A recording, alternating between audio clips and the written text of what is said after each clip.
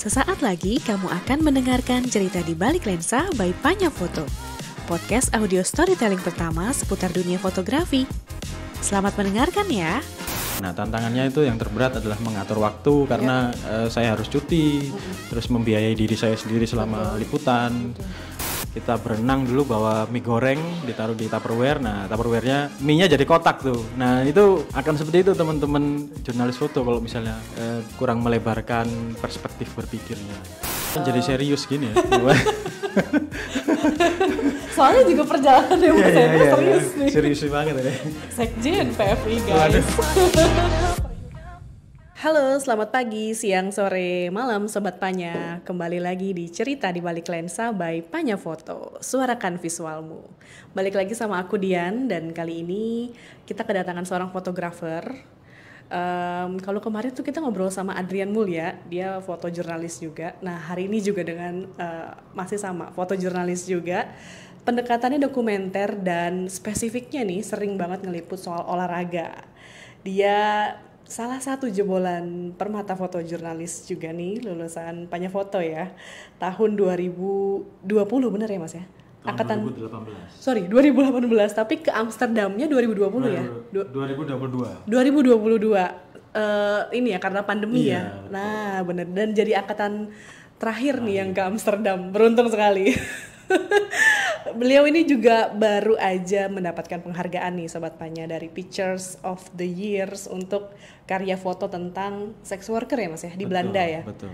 Nah, ini tapi sebelum kita ngobrolin prestasi yang aku capek banget kalau ngeliat websitenya, banyak banget berderet penghargaannya. Kita mau ngobrolin personal life dan background story-nya dulu nih. Halo, apa kabar Mas Hendra Eka? Halo Mbak Dian, halo Sobat Panya. Hai. Akhirnya bisa nimbrung di podcast yang cukup fenomenal ini. Asik. Hihi. Sayang nih gak ada Nando ya. Biasa sepaket sama Nando, tapi dia sibuk banget di Malang nih sekarang Mas. Iya, sibuk dia jalan-jalan terus. Jalan-jalan terus dengan basketnya.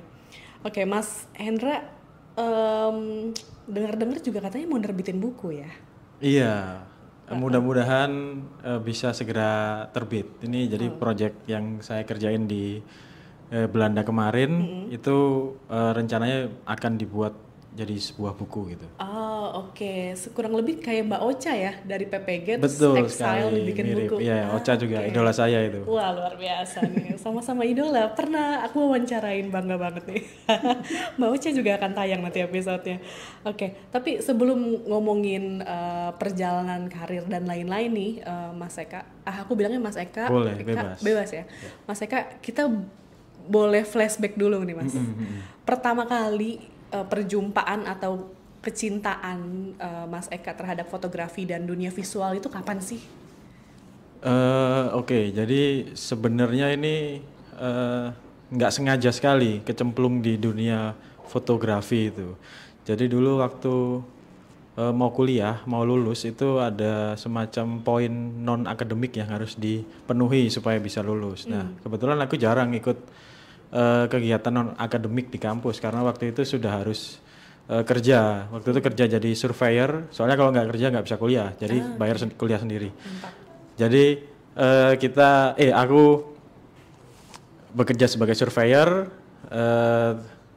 akhirnya melupakan sisi-sisi non akademik. Nah, akhirnya cari tahu ke kampus, ke teman-teman juga. Kira-kira apa yang menarik gitu. Sempat gabung di pecinta alam, tapi lebih banyak jalan-jalannya, tapi poinnya nggak ada. Nah, jadi ya, wah yang menarik apa nih? Nah, kebetulan ada teman deket karena aku dulu di Fakultas Teknik, banyak teman-teman yang ikut fotografi, UKM fotografi dan desain grafis waktu itu namanya. Akhirnya bergabunglah ke sana, terus ikut di beberapa kegiatannya, dapat poin, terus juga sempat ikut di radio kampus, di situ dapat poin juga. Nah, akhirnya ke situ. Nah, setelah ikut itu sempat ditawarin di Jawa Pos waktu itu. Jadi akhirnya ikut semacam halaman khusus untuk anak muda yang isinya semuanya mahasiswa gitu. Akhirnya gabung di sana. Nah, sampai sekarang berkarir di Jawa Pos. Luar biasa, 14 tahun Sobat Panya. Ya, Aku selalu kagum sama orang-orang yang bisa bertahan di satu tempat belasan tahun, puluhan tahun itu luar biasa ya. Cocok berarti ya Mas ya? kalau di Jawa Pos itu hitungannya masih junior tuh, karena banyak yang udah 20 tahun, 30 tahun masih bertahan sampai sekarang. Bener. Salah satu koran tertua ya di Indonesia Iya, soalnya salah ya. satu koran tertua. Bener.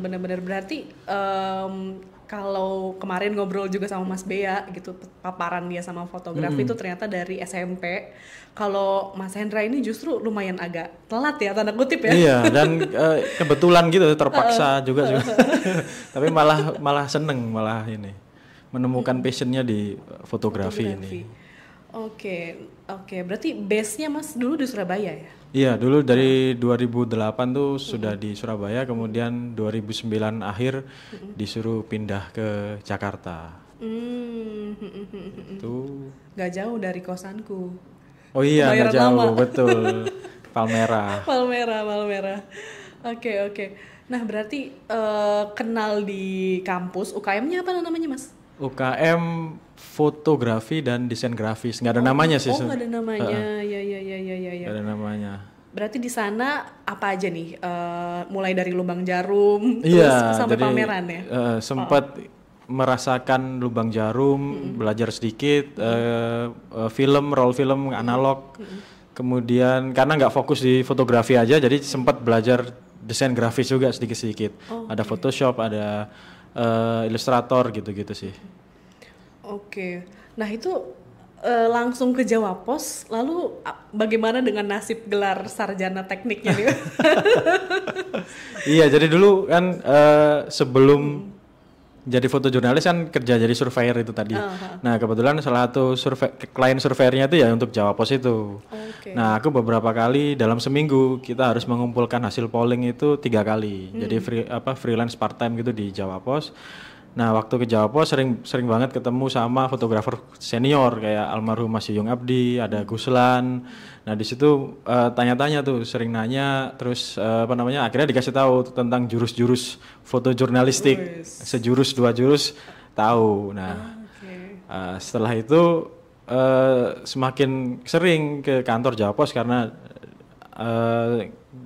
di kampus juga pegang kamera gitu ya. Jadi kita bantu-bantu. Nah, akhirnya Mas Yuyung waktu itu sebagai editor, redaktur fotonya minta untuk nyoba aja di Jawa Pos latihan. Nah, jadi selama 1 tahun itu aku sempat merasakan yang namanya pegawai outsourcing di Jawa Pos. Fotografer outsourcing ya. Gajinya flat 1 juta, nggak ada nggak ada bonus, nggak ada tambahan, sekitar tahun 2007-an itu. Nah, tapi itu udah cukup lumayan buat nambah-nambah uang kuliah. Benar. Akhirnya keterusan dan waktu itu ada rekrutmen di Jawa Pos, saya ikut dan alhamdulillah keterima sampai sekarang. Oke. Orang tua gimana Mas? Kamu ini sarjana teknik tapi nggak kepake gitu ibaratnya. Ya alhamdulillah kalau orang tua saya tuh sangat suportif ya. Terus mereka mantap. mendukung juga apapun itu pilihannya, dan kebetulan di Jawa Pos, di Jawa Timur Jawa Pos itu cukup terkenal, jadi Banget. sedikit banyak itu Bangga ya? cukup membanggakan orang tua saya lah. Bener. Jawa Pos di sana paling ini pusatnya ya Mas ya? Iya, pusatnya di Surabaya. Pusatnya di Surabaya. Oke. Nah, kemudian berkarir menjadi seorang fotojurnalis. Apa sih, tapi sebelum ke situ, apa sih Mas waktu kuliah itu kenikmatan macam apa? Maksudnya apakah karena memfasilitasi jalan-jalannya atau memang suka visual aja gitu? Iya, sebenarnya nggak ada keterikatan langsung antara kenikmatan memotret dan kampus gitu. Jadi memang 2 hal yang sangat berbeda ya, bagaikan 2 sisi mata pedang. Jadi nggak akan bisa ketemu gitu.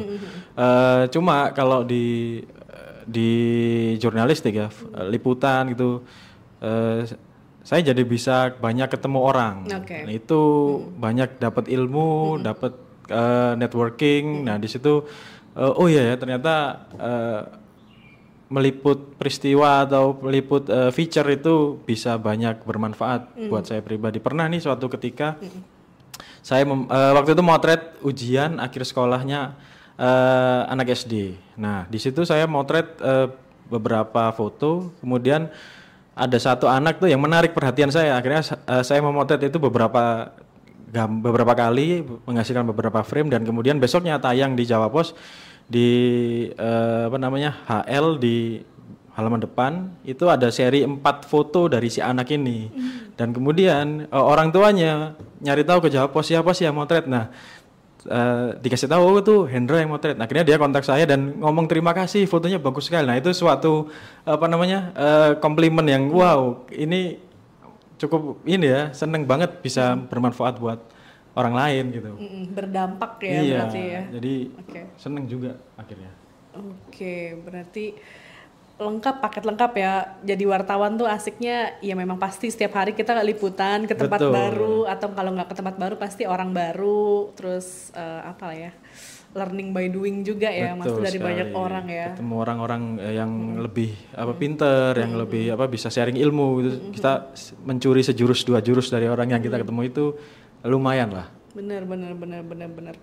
Oke, kemudian dari sensasi tadi tuh ya yang menyenangkan, ternyata ekstrovert nih ini Mas Hendra, ekstrovert nggak? Biasanya itu ekstrovert tuh yang seneng dapat energi dari banyak orang tuh. Waduh. Oke, kemudian lanjut di Jawa Pos. Waktu itu desnya apa, Mas? Waktu itu pertama kali di Metro. Jadi pasti Metro ya, kalau anak baru ya. Liputannya di jalan-jalanan, keliling kota, nggak ada jam kerjanya, bisa pagi banget sampai malam banget bisa. Bisa sehari pernah, waktu itu 13 liputan. Waduh, apa itu kok bisa sebanyak itu? Dari subuh sampai deadline malam, jam 10 malam. Apa peristiwa apa tuh, Mas? Jadi waktu itu Jawa Pos ini kan terbit terus ya, walaupun itu lebaran. Nah, jadi waktu lebaran itu ada fotografer piket. Nah, kebetulan karena anak baru jadi saya disuruh piket di hari H lebaran.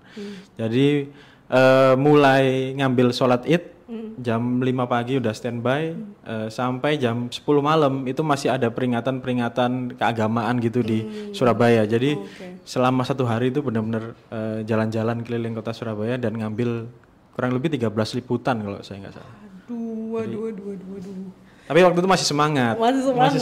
Kalau sekarang? Kalau sekarang fotografernya udah banyak. Udah cukup banyak, jadi pembagian tugasnya juga sudah cukup merata gitu. Nah, di Metro itu berapa tahun tuh, Mas? Di Metro 1 tahun setengah. 1 tahun setengah. Kemudian dari Metro ke Des apa lagi nih? Kemudian waktu itu sempat di Olahraga setengah tahun sebelum pindah ke Jakarta. Terus 2009 pindah ke Jakarta itu di Des Nasional. Selama 1 tahunan lah kira-kira. Dari berbagai Des itu apa sih yang paling attach nih sama Mas Hendra? Karena aku sendiri suka dengan olahraga ya, suka sepak bola waktu itu ya. Penggemar berat Persebaya. Jadi bonek. Jadi kalau motret olahraga itu seneng waktu itu, apalagi motret sepak bola. Jadi waktu itu selama 1 tahun di Jakarta motret Metro Nasional, akhirnya dipindah ke Des Olahraga dan itu cukup lama, sekitar hampir 5 tahun waktu itu. Hampir 5 tahun di Des Olahraga. Nah, itu banyak banget pengalaman motret, terutama di seluruh kota di Indonesia mungkin ya. Motret sepak bola gitu juga. Itu katanya memang ada background keluarga nih. Iya. Nah, itu gimana tuh, Mas? Jadi memang ayahku itu suka dengan olahraga juga. Dulu dia adalah pembalap motocross. Waduh. Tapi tarkam gitu sih, bukan pro, amatir. Jadi itu sedikit banyak menginfluence suka olahraga jadinya. Terus ada di meja pingpong, ada meja biliar di rumah. Jadi peralatan olahraga itu cukup lumayan lengkap lah. Oke. Berarti di sekolah pun juga seneng pelajaran olahraga tuh, Mas? Iya, itu juga. Paling enak pas pelajaran olahraga. Bener sih. Nggak butuh teori, nggak butuh main aja. Dan stereotyping guru olahraga tuh rata-rata asik ya. Gurunya boles gitu ya. Boleh nyontek. Kalau yang awas guru olahraga santai. Iya. Ini pengalaman Mas Eka tuh banyak banget ya Sobat Panya, ngeliput olahraga dari berbagai di kota di Indonesia bahkan di dunia ya Mas ya. basket juga ya. Alhamdulillah dulu. Wah ini udah kemana-mana nih. Itu memang diutus sama Jawa Pos karena terlihat Mas Hendra passion di situ atau Mas Hendra yang request sih kalau kayak gitu? Kalau dulu waktu masih awal-awal di Jawa Pos itu semuanya by assignment ditugaskan di Jawa Pos. Waktu itu dulu tahun 2012 saya di Jawa Pos masih sekitar 3 tahunan. Nah, menjelang 4 tahun, alhamdulillah udah disuruh kasih tugas yang cukup spektakuler ya. Jadi waktu itu memotret Piala Eropa 2012 di Polandia sama Ukraina. Jadi 1 bulan merasakan atmosfernya Piala Eropa. Gitu. Wow. Itu mimpi jadi nyata gak sih Mas? Iya, ketemu pemain yang cuma kita bisa lihat di TV ya. Ini ketemu di depan kita gitu. Foto bareng dengan Gianluigi Buffon, Cristiano Ronaldo. Itu cukup menyenangkan sih. Menyenangkan banget sih itu pasti ya. Pantesan betah nih 14 tahun ya Mas. Sobat Panya ya. Ternyata apa ibaratnya seperti main-main ya, yang dibayar. Tapi dibayar. Gitu. Aduh, menyenangkan. Apa nih pengalaman mungkin yang nggak terlupakan nih waktu ngeliput olahraga nih Mas? Waktu itu pernah motret F1 di Malaysia, di Sepang. Nah, itu apa namanya? Kebetulan saya salah satu pengagumnya Sebastian Vettel. Oke. Terus waktu itu ada kantin gitu di dekat media center. Saya pengen beli kopi waktu itu. Nah, waktu lagi beli kopi itu ternyata di sebelah saya adalah Sebastian Vettel itu. Wah, jadi kebetulan ya sudah rezeki banget ya.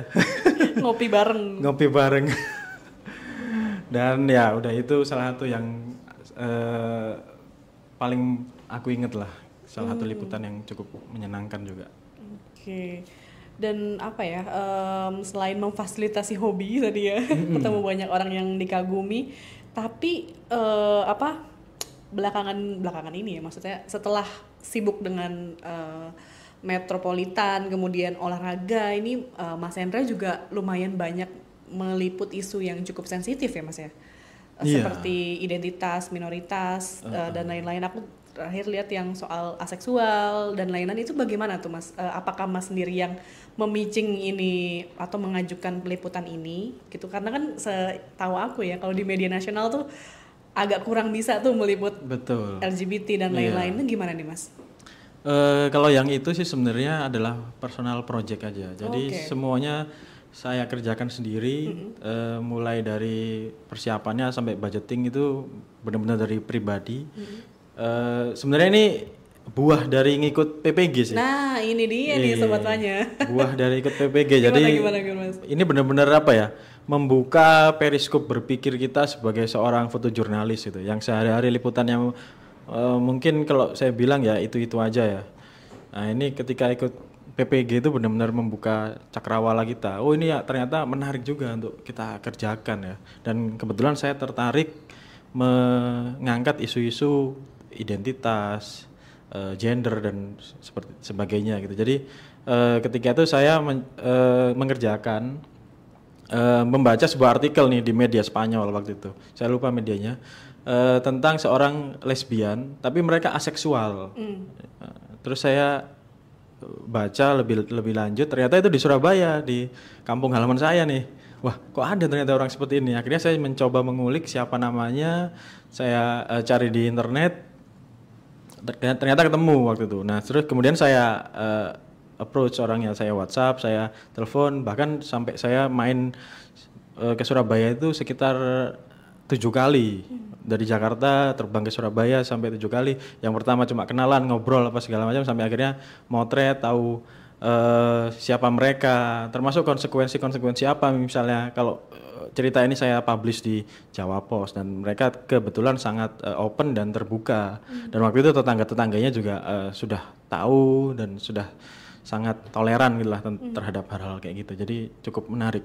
Dan alhamdulillah bisa publish di Jawa Pos 2 seri. Jadi 2 hari berturut-turut itu ceritanya tayang di Jawa Pos. gimana tuh negosiasi di ruang redaksinya bagaimana tuh Mas? Itu kan project pribadi nih. Kemudian isunya sensitif gitu ya. Kalau aku dulu di TV itu KPI itu nyebar apa ya ibaratnya peraturan lah, tidak boleh menampilkan LGBT dan lain-lain, peraturan yang diskriminatif banget gitu. Nah, ini gimana nih Mas untuk media nasional seperti Jawa Pos, apakah dampaknya di banned atau gimana nih? Jadi kalau di Jawa Pos, kalau kita pitching itu yang paling penting adalah kejujuran. Jadi kita menawarkan apa yang kita tulis atau kita foto itu sesuai dengan kondisi apa yang di lapangan. Jadi saya nawarin ke editor, ini ada tulisan tentang ini dan yang paling penting tidak menyudutkan gitu ya. Jadi benar-benar membagi pengalaman mereka. Terus yang paling penting saya juga sharing ke mereka dua orang yang saya foto ini, kalau misalnya tayang di Jawa Pos, konsekuensinya seperti ini. Bahkan konsekuensi terburuk misalnya dia ada diusir dari perumahannya itu saya share dan mereka nggak apa-apa, tenang aja, kita sudah terbiasa dengan hal seperti itu. Nah, alhamdulillah di Jawa Pos juga support selama itu bisa dipertanggungjawabkan. So far lanjut aja sih. Wow, luar biasa. Setelah itu tayang apa nih Mas responsnya atau ada dampaknya nggak sih? Setelah itu tayang keluarganya ibu-ibu itu kan yang saya foto ini usianya sudah senior ya, sekitar 55 dan 57 tahun itu jadi semakin open gitu lah istilahnya. Yang awalnya mereka mungkin dalam tanda kutip sembunyi-sembunyi, sekarang sudah semakin freedom, semakin bebas untuk mengekspresikan jati dirinya. Kira-kira begitu. Wah, ini advokasi nih.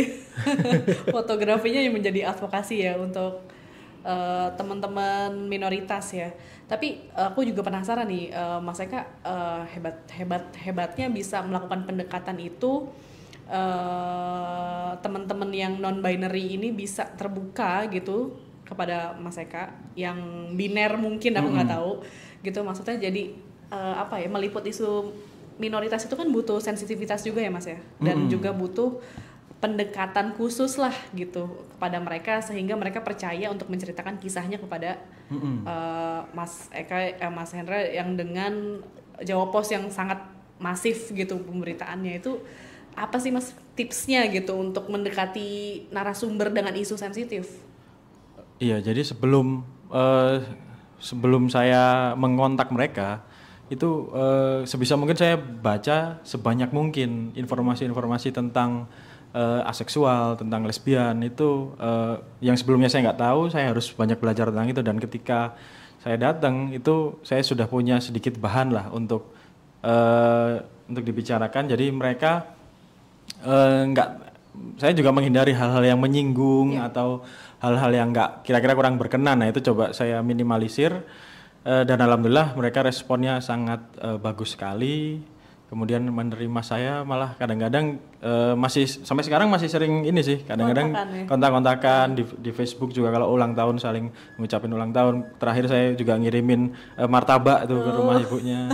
Jadi alhamdulillah juga inilah punya dampak yang baik. Berarti pertama itu tetap kuncinya riset dulu. Betul. Yang mateng, yang banyak baca sebanyak-banyaknya.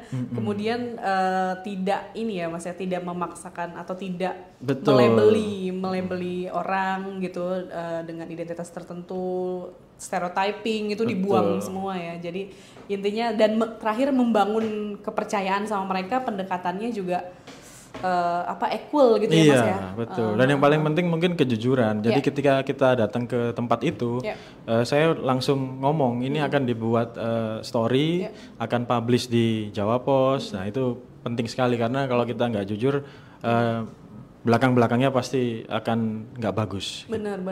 Sampai worst case-nya aja ngomongin tadi ya, kalau digerebek gimana dan lain-lain. Betul. Saya ngomong ke ibu itu. Jadi kalau misalnya digerebek gimana Ibu? Oh nggak mungkin Mas, aman lah di sini. Oh ya udah gitu yang. Berarti memang kalau Mas Hendra sendiri melihat Surabaya itu bagaimana sih Mas? Kalau Jakarta kan mungkin terlihatnya memang heterogen ya, heterogen, tapi sebenarnya kaum yang close mindnya juga banyak gitu. Nah kalau di Surabaya tuh gimana sih masyarakatnya? sama sih, hampir mirip lah seperti di Jakarta. Jadi heterogen juga. Jadi nggak ada istilah apa namanya sekat menyekat itu mungkin masih ada, tapi sekat itu sedikit banyak sudah mulai menipis dan saya berharapnya sih bisa hilang karena Surabaya kan salah satu kota terbesar dan apa ya, jadi jujukan banyak orang juga gitu. Oke, jadi lewat pemberitaan tadi ini banget ya Mas ya, maksudnya dari Mas Hendra-nya juga senang dan bukan mereka yang belajar dari Mas Hendra juga, tapi Mas Hendra juga belajar dari mereka betul. gitu ya. Bagaimana malah kadang-kadang saya ketemu itu nggak motret, malah cuma ngobrol aja biasa. Mereka dengan senang hati menceritakan pengalamannya, pengalaman suka ataupun duka itu. Saya malah seneng dengar pengalaman mereka yang unik-unik gitu. Dan ini keasikan feature ya Mas ya? Betul, keasikan feature. Deadline-nya longgar gitu, bisa ngobrol dulu. Betul. Ya. Tapi selama mengerjakan feature itu, apalagi yang menarik Mas selain teman-teman aseksual tadi? Yang pasti tantangannya karena saya harus ke Surabaya itu dengan budget sendiri gitu ya. Terus semuanya, jadi sebelum cerita ini selesai saya nggak pitching ke Jawa Pos. Jadi memang diniatin dari awal itu untuk project pribadi aja, personal project. Mau dimuat di Jawa Pos, nggak dimuat juga nggak apa-apa. Nah tantangannya itu yang terberat adalah mengatur waktu karena saya harus cuti, terus membiayai diri saya sendiri selama liputan. Terus apa namanya? Kalau misalnya ada ketidakpastian jadwal, saya udah datang ke sana ternyata ibunya nggak bisa. Nah itu perlu timing yang harus dikoordinasikan dengan baik. Gitu. Oke, tapi berarti pasti ada alasan khusus kenapa personal project ini tayang akhirnya di Jawa Pos. Kan Mas Hendra juga bisa pitching ke media luar dan lain-lain. Berarti mungkin ada maksud tertentu nih harus tayang di Jawa Pos. Ada sasaran tertentu nggak? Karena ini di Surabaya ada proximity, kedekatan antara narasumber dan pembaca terus yang pasti ya karena saya kerja di Jawa Pos, jadi saya harus mengutamakan Jawa Pos untuk menjadi publisher pertama gitu. Oke. Ya, karena masyarakatnya masyarakat yang disasar dan kemudian juga bekerja di Jawa Pos. Oke. Meliput peristiwa olahraga banyak, kemudian juga isu-isu sensitif tadi. Ini jadi serius gini ya. Soalnya juga perjalanan yang Mas Hendra serius nih. Serius banget ini. Sekjen PFI guys. Serius ini aku. Berat. Oke, kemudian Mas Hendra ikut PPG. Itu dari mana informasinya dan apa sih yang didapat dari PPG itu? Ikut PPG itu kalau orang bilang sudah terlambat, tapi kalau saya bilangnya itu nggak akan pernah ada kata terlambat untuk belajar. Selama masih di bawah 38 masih oke. Syaratnya itu soalnya. Taunya dari sosmed pasti, dari Instagram, terus dari teman-teman yang alumni yang saya tanya-tanya ternyata kan framing PPG ini sebenarnya cukup menyeramkan. Jadi kesannya wah bakal kayak kuliah gitu ya. Ternyata cukup menyenangkan setelah ikut dan banyak sekali insight, masukan, pengetahuan yang saya dapat. Cukup menarik sih sebenarnya. Harus ikut kalau fotografer jurnalis ini. Harus ikut ya, sobat Panya. Mark word-nya tadi. Harus ikut karena membuka perspektif ya, sudut pandang, apalagi mungkin kalau Mas Hendra belajarnya otodidak ya, tidak kuliah jurnalistik gitu. Juga teman-teman mungkin yang tidak kuliah jurnalistik atau yang kuliah jurnalistik, tapi kalau aku kuliah jurnalistik dulu Mas, ngelihat kurikulumnya PPG gitu aku nggak belajar. Maksudnya belajarnya dulu dunia jurusan jurnalistik itu teknis banget. Kayak misalnya menulis feature gitu, terus teknik wawancara, pengambilan gambar dan lain-lain. Tapi kalau menurutku PPG ini justru yang diasah tuh berpikir kritisnya, bukan teknis-teknisnya itu disingkirkan dulu gitu. Itu memang menjadi salah satu isu yang cukup mungkin harus kita seriusi sih. Jadi akhir-akhir ini banyak teman-teman fotojurnalis itu sangat-sangat praktis gitu ya dalam mengerjakan karyanya. Padahal ketika sisi-sisi praktis itu dikombinasikan dengan sisi-sisi teoritis itu akan sangat keren gitu. Akan jadi karya yang sangat bagus. Betul. Mungkin Mas Hendra juga nggak kepikiran kali bikin personal project tentang aseksual kalau nggak ikut PPG. Iya, betul. Iya, karena banyak sekali menurutku Ngopi dulu, ngopi. Banyak sekali pemberitaan yang problematik itu justru menurutku sumbernya dari redaksi yang maskulin tuh Mas. Iya. Karena apa ya? Ya pertama memang ignorant mungkin, kedua mungkin mereka juga tidak punya platform untuk belajar gitu Mas. Betul. Jadi kayak teman-teman Aji tuh mau bikin kayak apa ya, mau merekomendasikan soal SOP anti kekerasan di media, kemudian di redaksi, terus juga banyak pelatihan untuk jurnalis gitu, Sejuk juga ada ya. Jadi juga ada. pelatihan-pelatihan yang bikin kita itu berpikir lebih open dan setara gitu ya, karena ruang redaksi tuh maskulin banget ya, apalagi koran ya Mas ya, koran gitu parah sekali sih. Gimana nih kalau Mas Hendra sendiri melihat apakah untuk bisa berpikir inklusif itu adalah upaya personal atau memang si jurnalisnya yang pengen belajar, ataukah media massanya juga sebenarnya punya tuh perspektif seperti itu atau pelatihan yang inklusif seperti itu? Kalau saya lihat sih masih banyak di Indonesia ini media-media yang kurang inklusif ya. Jadi memang stereotip perempuan itu distigmatisasi gitulah kira-kira. Banyak contoh kasusnya, mungkin kalau teman-teman baca di media-media online mungkin ada wartawati yang dilecehkan secara verbal, kemudian apa namanya, ketika rekrutmen itu ditanyain kapan mau menikah. Betul sekali. Terus sudah menikah apa belum lah itu. Jadi nanti mau hamil kapan? Itu. Itu menjadi pertanyaan yang menurut saya apa ya, semacam piti gitu, nggak penting gitu kan. Nah, tapi itu masih banyak sekali terjadi di media-media kita. Ketika saya sharing sama beberapa editor, itu salah satu hal yang mereka hindari adalah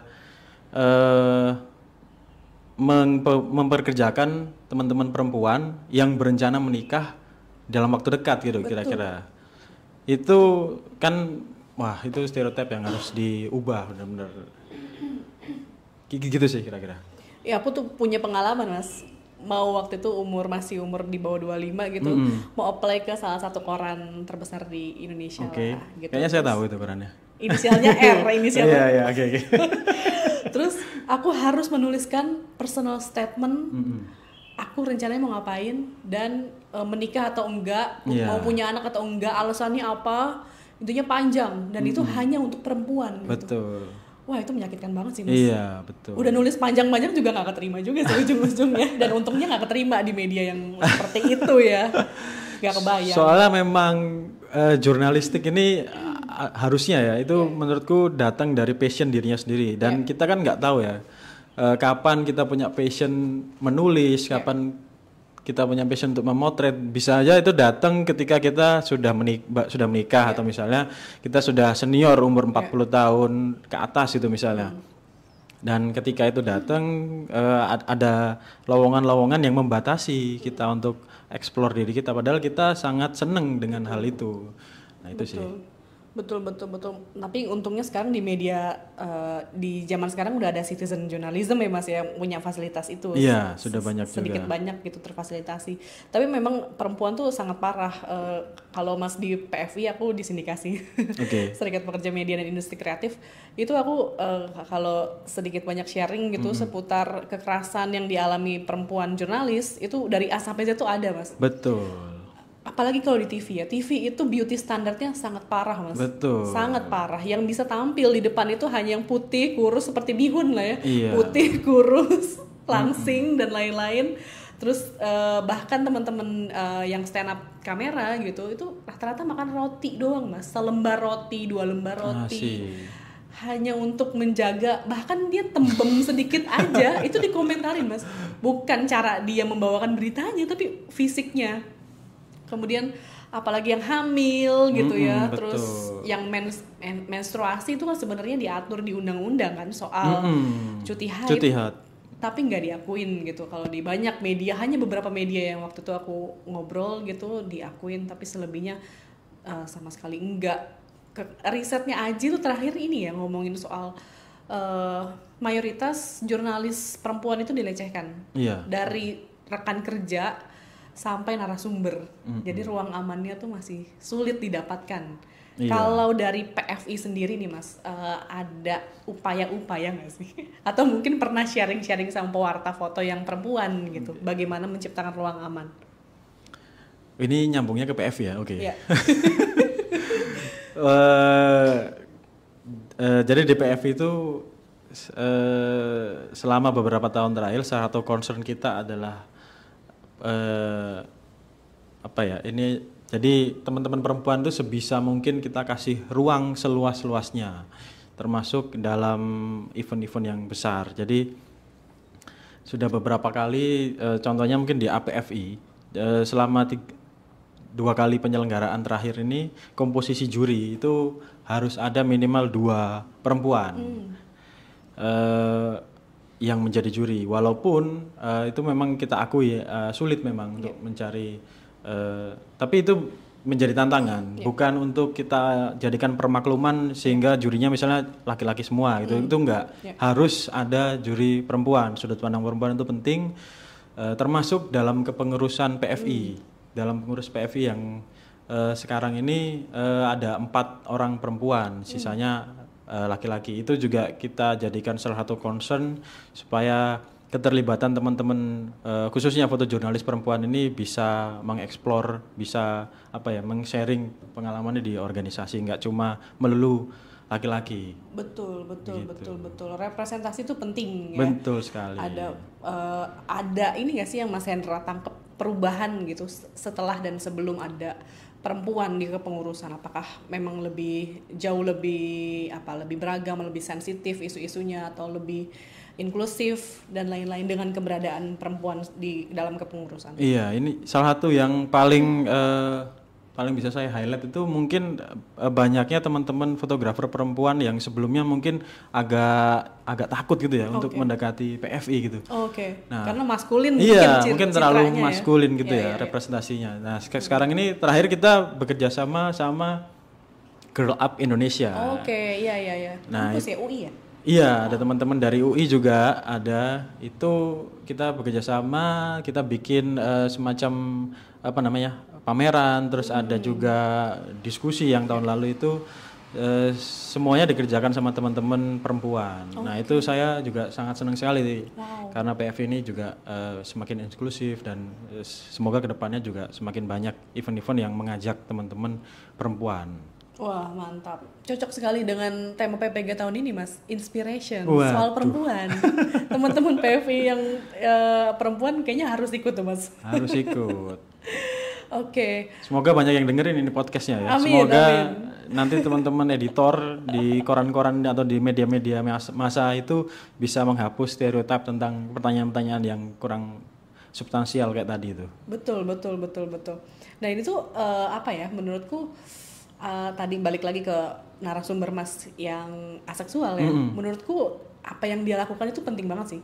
Sama pentingnya dengan apa yang Mas Hendra lakukan. Jadi self advocate gitu loh. Dia berani mengungkap identitasnya. Ketika dia berani, orang-orang yang tadinya tertutup menutup identitasnya akhirnya jadi berani untuk speak up dan lain-lain. Berarti itu ya, pelan-pelan Mas Hendra membantu untuk bersama-sama dengan teman-teman PFI agar lebih inklusif dan menciptakan ruang aman bagi pewarta foto perempuan di Indonesia ya. Wow, luar biasa. Itu ada efeknya dari PPG juga atau memang sebelum PPG juga sudah seperti itu tuh, Mas? Sedikit banyak ada. Jadi dulu memang sebelum ke PPG ini banyak nggak terlalu banyak kenal sama fotografer perempuan, terus ada stereotip tertentu tentang teman-teman perempuan yang sedikit mulai kita kikis di PFI gitu ya.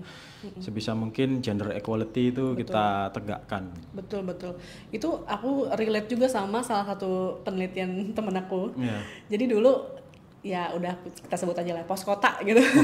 Pos kota lampu hijau, dulu lampu merah itu kan pemberitaannya astagfirullah banget gitu ya, sangat seksis sekali gitu. Tapi kemudian akhirnya banyak aduan dari masyarakat gitu. Kemudian Dewan Pers akhirnya bikin pelatihan. Oke. Dewan Pers itu salah satunya dosen aku dulu di ISIP, bikin pelatihan gender di sana dan outputnya ternyata lebih baik, Mas. Jadi pemberitaannya tidak sekuning itu, tidak Iya. sejurnalisme kuning itu. Jadi menurutku pentingnya apa ya yang dilakukan Mas Hendra itu mungkin dari bawah ke atas gitu ya, Mas Hendra sebagai pewarta foto kemudian ke redaksi menyarankan agar berita yang lebih inklusif seperti ini atau ngomongin minoritas, tapi dari redaksi ke bawah juga menurutku penting ya. Iya. Dari top down itu kebijakan redaksinya harus juga inklusif biar sama-sama support lah ya. Betul. Oke, wow mantap, wah serius beneran nih kita. Iya ini. Waduh. Oke. Kemudian kita ngomongin ini deh Mas, di luar fotografi nih agar lebih rileks sedikit. Apa sih kegiatannya Mas Hendra? Kebetulan sekarang ini masih serius juga, jadi nggak Aduh. relax. Jadi lagi kembali ke kampus, belajar lagi, kuliah. Tinggal 1 semester lagi selesai. Oh, aku pikir udah lulus. Ini ya yang komunikasi politik ya Mas? Betul. Ya? Kompol. Banyak itu wartawan banyak di situ Mas, aku tahu. Iya. 2, 3, 4, 5 temanku ada di situ. Ngambil kompol. Kenapa nih alasannya Mas? Ngambil kompol. Sebenarnya alasan utamanya itu pengen lebih mendalami tentang jurnalismenya, Oke. tentang bagaimana teori-teori komunikasi yang relevan sama jurnalistik. Karena di S1 aku ngambil teknik, banyak yang nggak pakai, ya mungkin hampir 99% nggak kepake di pekerjaanku sekarang. Jadi pengen lebih mendalami bagaimana komunikasi jurnalisme itu secara umum. Terus kenapa politik? Karena sehari-hari sekarang aku di desk politik gitu. Oke. Jadi sedikit banyak juga terbantu sama teman-teman yang liputan, sama narasumber-narasumber yang ketemu gitu. Bagi waktunya gimana nih Mas? Nah. Jadi PFI juga, S2 juga, kemudian juga fotografer full time di Jawa Pos dan punya banyak apa ya? Punya banyak platform. Nggak banyak, kali ya? nggak banyak.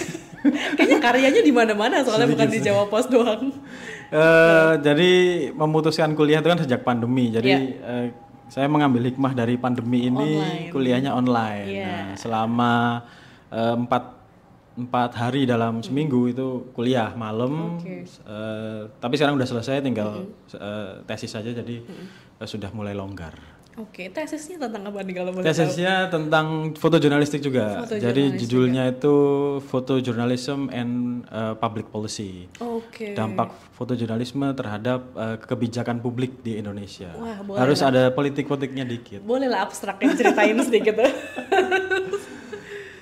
Ya, jadi mengambil contoh salah satu foto di media massa, kemudian foto itu memiliki dampak sehingga sedikit banyak mengubah kebijakan publik yang sudah ada. Nanti akan saya share lebih detail ketika sudah selesai. Mantap. Ini spoiler, salah satu spoiler. Oke, nggak ada ringan-ringan ini Mas. Coba tolong apa gitu, mungkin olahraganya masih dilanjutin nggak gitu, main basket kayak main bola kayak nggak ada. Ya ampun, serius banget guys. Sekjen di PFI, kuliah S2, kemudian jadi wartawan 14 tahun di Jawa Pos. Aduh, tegang. Tipis-tipis. Oke, selain itu yang bikin kita juga penasaran, katanya nih Mas Hendra ini akan mengeluarkan buku. Nah, si buku itu juga karyanya Mas Hendra ini terpilih Pictures of the Years ya Mas ya. Itu di Amerika atau di Belanda ya, sorry? Di Belanda. Oh, di di Belanda. pengerjaannya di Belanda, awardnya dari Amerika. Amerika. Nah, itu gimana? Boleh diceritain bisa sampai kepilih penghargaan tersebut? Sebenarnya mirip seperti kompetisi pada umumnya. Jadi saya submit. Ya. Ketika itu foto yang saya ambil tahun 2022 waktu dapat fellowship Erasmus House. Saya submit untuk kategori Daily Life tahun 2023, awardnya 2023, dan alhamdulillah dapat Award of Excellent kategori Daily Life. Wow, gokil. Itulah salah satu benefit. Benefit ikut PPG. Dan Mas Hendra ini beruntung banget karena PPG setelahnya belum ada kerjasama lagi dengan Erasmus. Semoga yang dengar podcast ini nanti bisa meneruskan inilah. Amin. Programnya diadakan lagi gitu. Amin. Mungkin negara lainnya juga bisa ya Mas ya. Boleh Mas Belanda. banget. Ya. Oke, kemudian kenapa project itu harus Mas Eka jadikan buku? Itu buku pertama berarti ya? Buku Betul, foto pertama. buku foto pertama. Jadi dari awal ketika sama Mbak Suwanti kita menentukan tanggal keberangkatan yang sempat berganti-ganti sampai mungkin 5 kali ya. Berangkat tanggal sekian, oh nggak jadi karena pandemi. Berangkat tanggal sekian, nggak jadi karena lockdown, apa segala macam. Akhirnya kita sepakati. Nah dari awal saya sudah kepengen ini jadi project buku. Gitu. Jadi memang saya sudah mempersiapkan project ini, risetnya sudah outputnya akan jadi buku, termasuk nanti apa yang akan saya kerjakan selama di Belanda itu apa saja itu sudah kita set up dari Indonesia. Nah ini di Belanda itu kan nggak lama ya Mas, ada durasinya ya? Iya. Seminggu ya atau berapa ya? Kemarin 27 hari. 27 hari. Nah dalam waktu 27 hari kemudian meliput isu, balik lagi nih isunya sensitif juga. Iya. Nah itu pendekatannya seperti apa? Apalagi dia orang asing nih Mas. Gimana caranya biar bisa terbuka? Jadi awalnya sempat baca artikel di New York Times tentang namanya itu sexual surrogate gitu. Jadi orang-orang penyandang disabilitas itu kesulitan untuk mengkomunikasikan masalah seksualnya ke orang lain, termasuk tidak bisa menyalurkan hasratnya gitu. Nah akhirnya karena menarik ya, akhirnya saya coba riset itu, men-searching itu di Google dan mengaitkan itu dengan Belanda. Awalnya nggak ketemu karena searchingnya pakai bahasa Inggris. Tapi tetap penasaran. Akhirnya saya coba searching lagi pakai bahasa Belanda dengan keyword yang mirip. Akhirnya ketemu dua pekerja seks khusus untuk disabilitas dan satu agensi yang melayani disable. Kemudian saya dari Indonesia mungkin setengah tahun sebelum saya berangkat saya udah email itu semua. Dan dua email pertama ditolak. Apa alasannya Mas? Yang pertama pekerja seksnya udah senior dan klien-kliennya sudah wafat semua karena COVID kemarin. Jadi sekarang dia sudah beralih profesi jadi badut untuk menghibur di panti sosial gitu-gitu. Menarik juga sebenarnya. Menarik juga. Yang kedua agensi tapi dia nggak mau untuk dipublish di media karena dari awal saya harus jujur ini akan saya publish minimal di Indonesia. Dan kebetulan dipublish juga di The Volkskrant.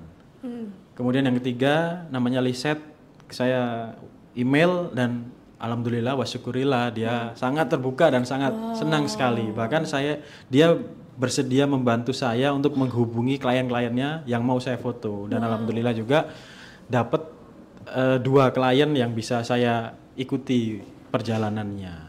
Wow, itu selain email kemudian follow up-nya apa nih Mas? Sebelum datang ke Belanda gitu. Sebelum datang ke Belanda email aja sih. Cuma email terus saya benar-benar sharing apa aja yang akan saya kerjakan. Terus outputnya akan menjadi buku, akan publish di media. Terus saya menghindari foto-foto yang agak-agak sensitif gitu ya memang. Terus foto-fotonya juga nggak akan sembunyi-sembunyi. Saya akan berada di dekat kamu selama kamu melakukan apapun aktivitas itu. Dan yang pasti harus dapat izin dari dia sendiri, pacarnya dan juga kliennya. Dan alhamdulillah dua-duanya 3 orang ini bersedia semua, bahkan welcome banget ketika saya datang, mereka sangat menerima saya dengan baik. Wow, beruntung banget ya Mas ya. Beruntung sekali. Luar biasa itu bisa melakukan pendekatan dan mereka percaya gitu ya by email. Tadi mungkin kuncinya karena Mas Hendra jujur gitu ya. Ini karya ini akan seperti ini. Apa dampaknya Mas? Ya, apakah itu tayang juga di Jawa Pos atau gimana? Enggak. Nah kalau di Jawa Pos belum bisa tayang karena banyak hal-hal. Foto-fotonya juga agak-agak inilah. Banyak, ada beberapa foto yang telanjang, terus benar-benar vulgar kelihatan seluruh tubuh, nggak pakai baju. Nah tapi ini tayang di The Volkskrant, salah satu koran di Belanda. Ketika itu saya diajak sama mentor Kadir van Lohuizen kita keliling beberapa media, terus saya pitching di The Fox Run, ada di Head Parole juga, di NRC dan lain-lain. Itu alhamdulillah yang di The Fox Run mereka bisa nerima. Kemudian kemarin ini baru minggu yang lalu publish di The Fox Run, dan alhamdulillah seneng banget juga kliennya.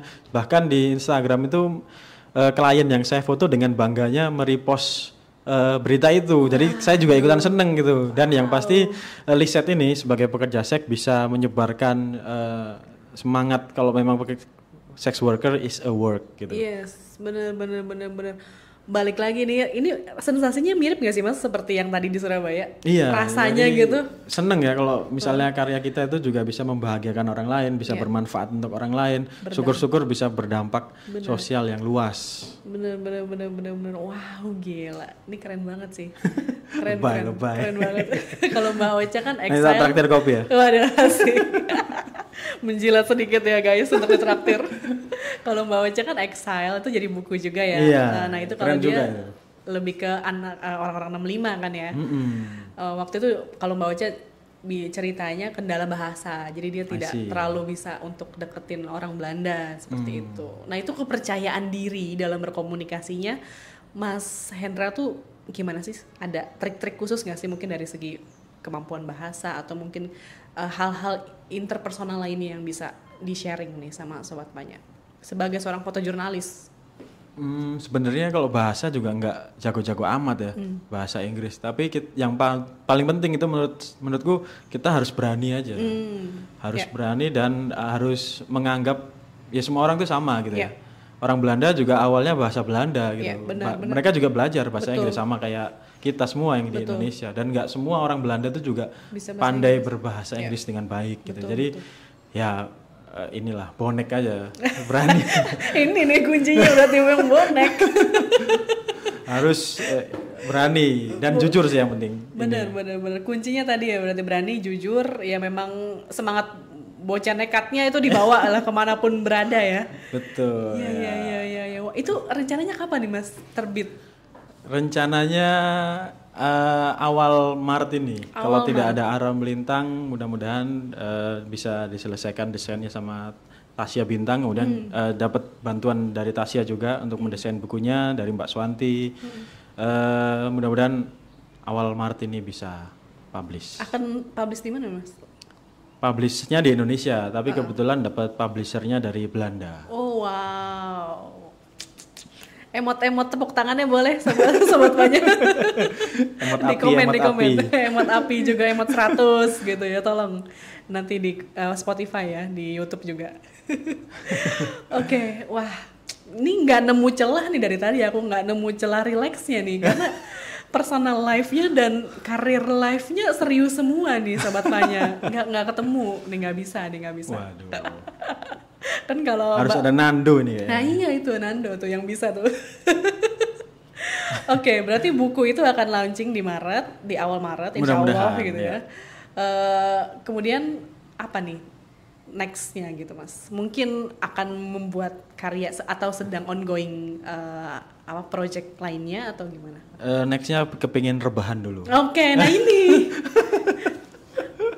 Nah ini rebahannya ini mau kemana nih Mas? Maksudnya rebahan healing kalau anak zaman sekarang. Menenangkan diri dulu, santai-santai dulu. Mungkin ngopi-ngopi di Panya Kopi menarik mungkin. Cakep.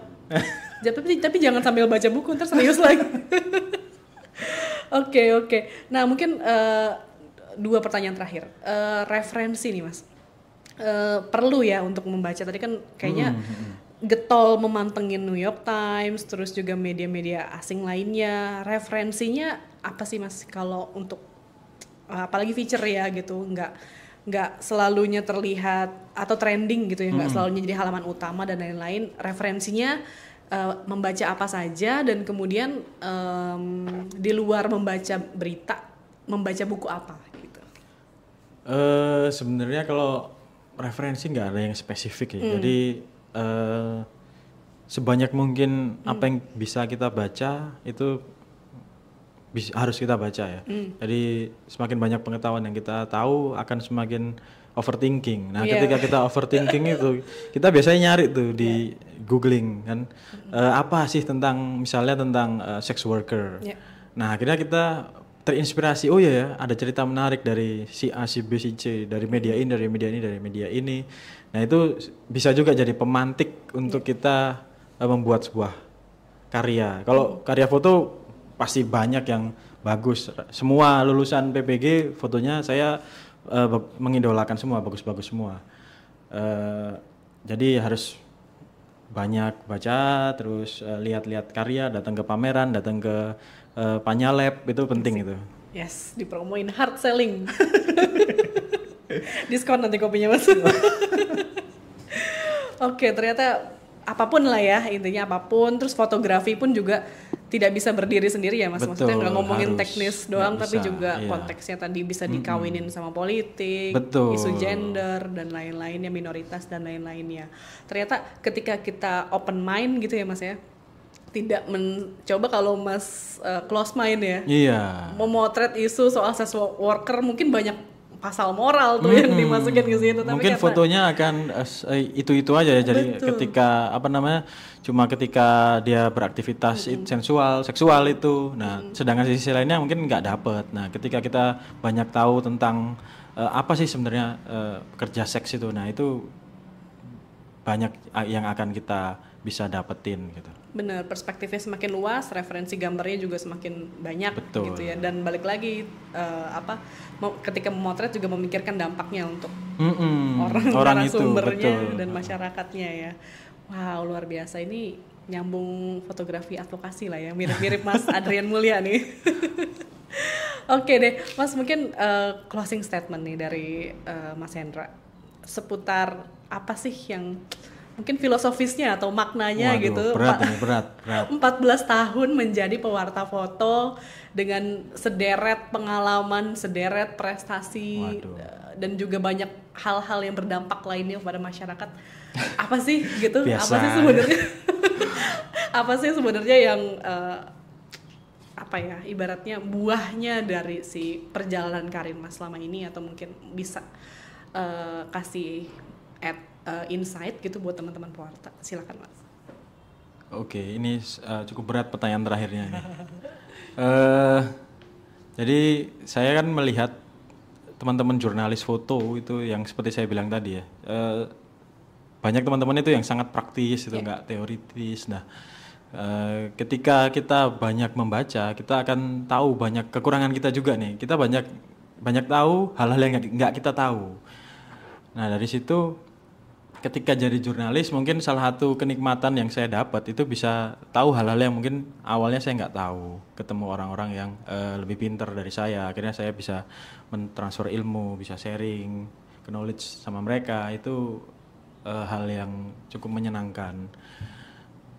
Terus sebisa mungkin kita jangan sampai berpuas diri, itu yang paling penting ya. Kita sudah motret misalnya Piala Dunia atau event-event kelas dunia lain, nah itu jangan sampai membuat kita terlena gitu. Dan yang pastinya harus tetap belajar sama bikin personal project. Itu sangat penting untuk seorang jurnalis bikin personal project supaya karyanya nggak melulu di situ-situ aja. Jadi kalau kita berenang dulu bawa mie goreng ditaruh di Tupperware, nah Tupperware-nya mie-nya jadi kotak tuh. Nah itu akan seperti itu teman-teman jurnalis foto kalau misalnya kurang melebarkan perspektif berpikirnya.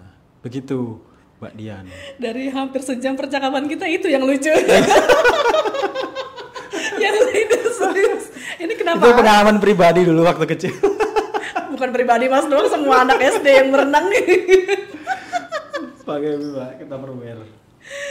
Sebuah metafor yang sangat lucu untuk menutup podcast kita ini. Intinya jangan berpikir dalam kotak gitu ya, kali ya. Jangan berpikir dalam kotak, tapi out of the box. Kemudian juga balik lagi terus-terusan belajar karena nilai di masyarakat juga terus berubah ya Mas. Betul. Dulu laki-laki hanya ada laki-laki dan perempuan, sekarang tuh ya ada semakin non-binary beragam dan lain-lain, dan bukannya kita memaksakan nilai tertentu, tapi kita belajar ya, menyesuaikan zaman juga dengan juga punya prinsip sendiri tentunya. Iya. Mungkin apapun prinsipnya itu. Oke, luar biasa perbincangan kita 1 jam bersama Mas Hendra Eka. Serius, tapi tadi penutupnya adalah mie goreng. Mie goreng kolam renang. Itu biasanya tuh bau-bau sambil makan bau-bau kaporit gitu. Akhirnya netes di mie-nya. Netes di mie-nya, itu jadi kuahnya ya. Jadi kuah. Mie goreng kuah kaporit. Oke. Oke deh, ada lagi kira-kira Mas? Cukup sini udah cukup. Terima kasih juga saya udah diundang di Panya Podcast ini. Saya juga menunggu dari teman-teman yang lain supaya lebih banyak yang di-share. Mantap. Oke deh. Thank you banget Mas Terima Hendra kasih Eka. juga. Sobat Panya, makasih udah dengerin. Nanti kita balik lagi di episode selanjutnya dengan narasumber fotografer lainnya yang juga akan bercerita beragam isu dan beragam perspektif lainnya. Oke, terus dengerin Panya Podcast. Hai Sobat Panya, terima kasih sudah mendengarkan podcast cerita di balik lensa by Panya Foto. Nantikan terus episode selanjutnya, mengudara setiap 2 kali dalam sebulan di aplikasi Noise. Tetap berkarya dan jangan lupa suarakan visualnya.